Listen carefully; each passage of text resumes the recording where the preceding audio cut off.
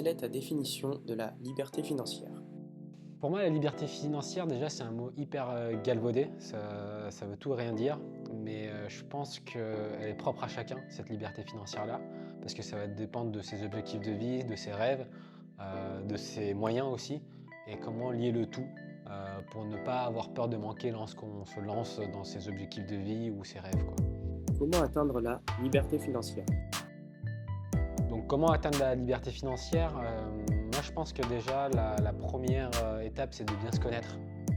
Connaître ses objectifs de vie et de voir quels sont le coût lié à ça. Si on veut faire un tour du monde, c'est pas pareil qu'acheter une résidence principale, c'est pas pareil que financer les études des enfants par exemple. Donc vraiment comprendre ses objectifs, c'est la première étape. Et deuxièmement, c'est de tout budgéter, donc avoir une vraie conscience de ce qui rentre dans le foyer et ce qui en sort, et de mettre un maximum de côté pour atteindre ses objectifs. Voilà. Donc il faut un objectif à la fois dans le temps, mais à la fois chiffré. C'est ça qui fait qu'on s'approche de la liberté financière. Comment bien budgétiser son patrimoine? Pour budgétiser son patrimoine, il faut voir son patrimoine presque comme une entreprise. C'est j'ai quoi comme actif, j'ai quoi comme passif, combien je gagne, combien je dépense. Et comme ça déjà on a conscientisé la chose. Un actif c'est quoi? C'est quelque chose qui te rapporte de l'argent ou qui t'évite d'en payer. Et un passif, qu'est-ce que c'est? C'est quelque chose qui te coûte de l'argent tout le temps, quoi qu'il arrive, type une voiture, quoi. Quels sont les principaux obstacles que l'on rencontre sur le chemin de la liberté financière? Les principaux obstacles qu'on peut rencontrer sur la voie de la liberté financière, c'est un manque de conscience autour de ce qu'est l'argent et de ce que l'on veut aussi. Donc comme je l'ai dit tout à l'heure, bien connaître ses objectifs et se connaître pour savoir quels sont nos rêves, les buts qu'on veut atteindre dans cette vie-là. Ensuite, deuxièmement, bien connaître ses dépenses. Encore une fois, je reviens dessus parce que c'est très important. Et l'un des obstacles aussi, c'est la société de consommation parce qu'on veut toujours acheter des choses, dépenser et ne jamais investir et préparer le futur parce qu'on a une vision très court-termiste. Ça, c'est les principaux. Donc le principal défaut, c'est l'inconscience autour de l'argent, de la budgétisation et du patrimoine. Te sens-tu libre financièrement? Je me sens libre financièrement parce que j'ai investi très très tôt et aujourd'hui ça me rapporte un revenu passif. J'ai un métier qui me permet de décorréler mon temps de l'argent. Donc j'ai des revenus sur les encours que je constitue. Et pour le coup, j'ai plus cette crainte du manque vis-à-vis de l'argent. Après, il faut savoir que c'est aussi un seuil psychologique parce que même si on gagne de l'argent, qu'on a un encours, etc., des fois on peut quand même manquer alors qu'on gagne bien sa vie. Donc c'est un mi-chemin entre le développement personnel, le développement financier du patrimoine. Et en tout cas aujourd'hui, avec le travail que j'ai fait au niveau psy et au niveau argent et investissement, oui, je me sens libre financièrement et je pense que je peux atteindre pas mal d'objectifs. Tu disais qu'il fallait bien définir ses objectifs pour atteindre la liberté financière. Quels étaient tes objectifs? Alors moi, mes objectifs, ils étaient assez simples. Moi, quand j'ai commencé à travailler, j'étais au SMIC. Donc au départ, c'était juste comment je fais pour générer un SMIC en passif, quoi. Donc c'était mon premier objectif. Et une fois qu'il a été atteint, c'est tout simplement quels sont mes objectifs de vie. Donc j'ai dû aussi faire un travail, me connaître. Et aujourd'hui, tout ce que j'ai mis de côté me permettrait de réaliser tous mes objectifs de vie. Et encore une fois, comme je viens de passer une étape, je viens d'avoir 30 ans, j'ai des nouveaux objectifs. C'est une perpétuelle remise en question.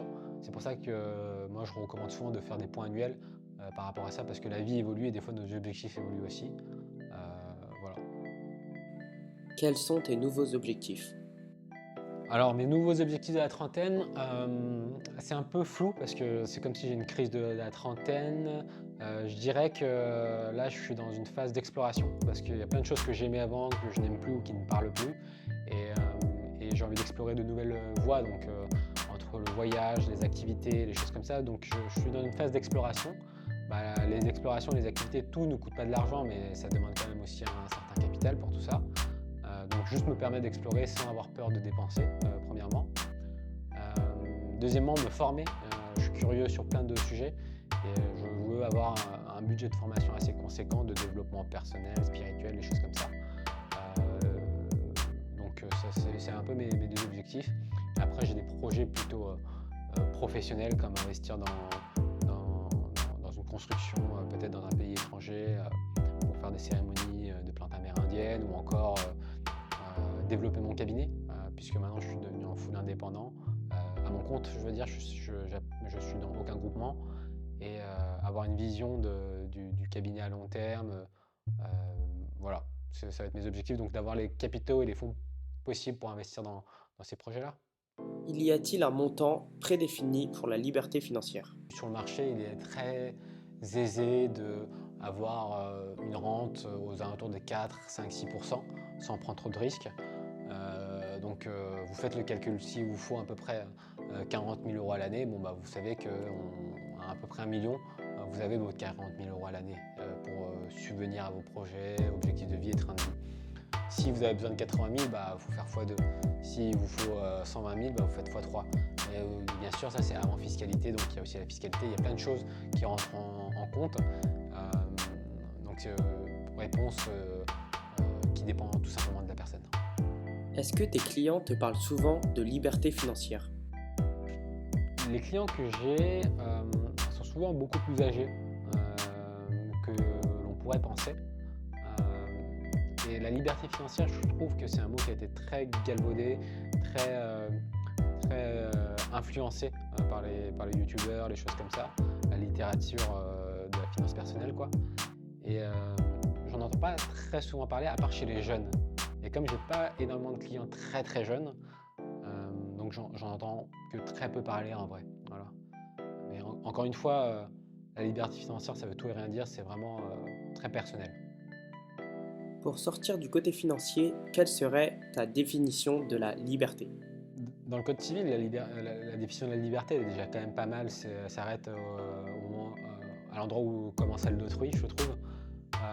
Mais ma liberté intérieure, je trouve qu'elle elle va être plutôt de l'ordre de s'autoriser à faire, sans avoir peur du regard des autres, bien sûr tout en restant à l'égalité.